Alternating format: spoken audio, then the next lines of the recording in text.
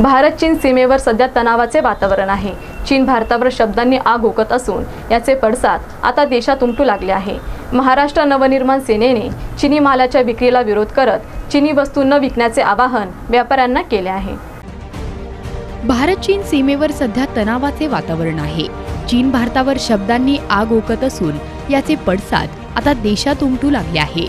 महाराष्ट्र नवनिर्माण सेनेने चीनी मालाच्या विक्रीला विरोध करत चीनी वस्तू न विकण्याचे व्यापाऱ्यांना आवाहन केले आहे। एवढेच नाही तर चीनी जाहिराती, चीनी फलक व्यापाऱ्यांनी काढून घ्यावे अशी विनंती महाराष्ट्र नवनिर्माण सेनेच्या वतीने करण्यात आली आहे। विनंती करूनही चीनी जाहिरातींचे बोर्ड काढून न घेतल्यास कोणतीही सूचना न देता हे जाहिरात फलक मनसे स्टाईलने उतरवण्यात येतील असा इशारा मनसेचे पदाधिकारी नितीन भुतारे यांनी दिला आहे। तर चायना वस्तूंचा इलेक्ट्रिकल मार्केट हे मोठ्या प्रमाणावर भारतामध्ये आहे आणि त्याचाच एक मोठा भाग म्हणजे आज आपण पाहता विवो कंपनीचे मोबाईल, ओप्पो कंपनीचे मोबाईल, जिओनी कंपनीचे मोबाईल, MI कंपनीचे मोबाईल, अशा अनेक मोबाईलच्या कंपन्या व त्यांचे व्यावसायिक हे चायनामधील आहेत व त्यांची सर्वात जास्त विक्री या भारतामध्ये, या महाराष्ट्रामध्ये व आपल्या जिल्ह्यामध्ये होते व याच्या माध्यमातून करोडो रुपयांचा पैसा व करोडो रुपयांचा व्यवहार या भारतामधून होतो। आणि हा व्यवहार होऊन जी काही आर्थिक ताकद आहे, जी काही सर्वात मोठी बाजारपेठ या भारतामध्ये चीनने प्रस्थापित केली,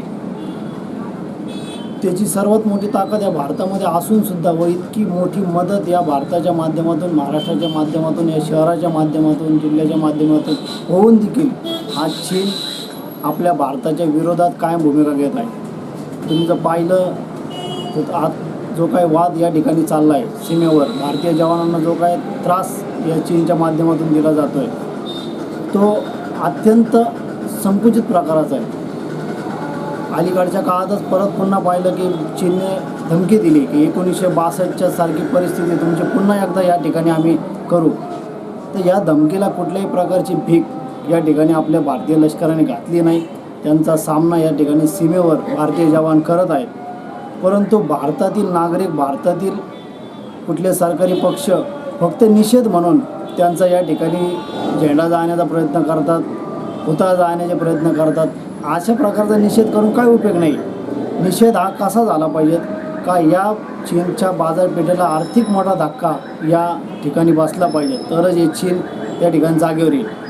आणि त्या माध्यमातूनच महाराष्ट्र नवनिर्माण सेनेने अशी काही भूमिका घेतली की आज नगर शहरापासून याची आम्ही सुरुवात करत आहोत, जिल्ह्यातून या ठिकाणी सुरुवात करत आहोत। जे काही हे मोबाईल, चायनीज मोबाईल आहेत, यांच्या ज्या कंपन्या आहेत यांची विक्री आम्ही काल व आज तुमच्या चॅनलच्या माध्यमातून, ATVच्या माध्यमातून आम्ही सांगत आहोत आणि दुकानदारांनाही आवाहन करत आहोत, मोबाईल दुकानदारांना, त्यांच्या डिस्ट्रीब्युटरला आवाहन करत आहोत की तुम्ही या कंपन्यांची विक्री थांबवा।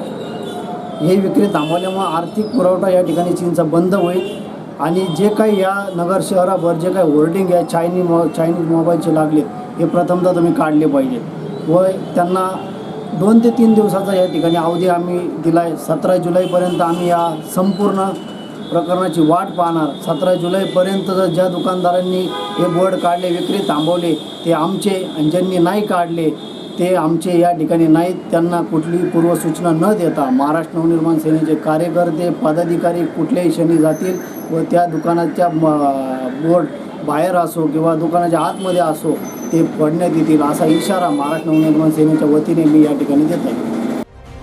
मनसेने घेतलेल्या या भूमिकेमुळे आता व्यापाऱ्यांनी देखील चीनी जाहिरातीचे फलक काढण्यास सुरुवात केली असून जे फलक अजूनही काढण्यात आले नाही अशा फलकाविरोधात मनसे आंदोलन करणार आहे।